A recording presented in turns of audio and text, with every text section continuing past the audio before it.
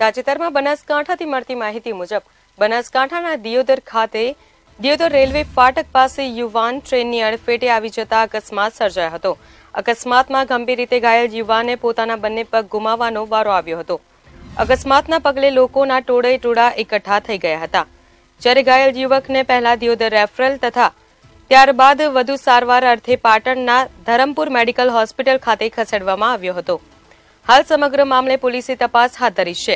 પ્રાથમિક તપાસમાં ઇજાગ્રસ્ત યુવક દિયોદરના લુદ્રા ગામનો હોવાનું સામે આવ્યું છે।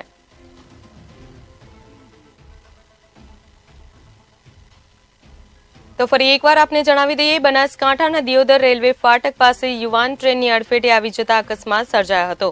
અકસ્માતમાં ગંભીર રીતે ઘાયલ યુવાનને પોતાના બંને પગ ગુમાવવાનો વારો આવ્યો હતો।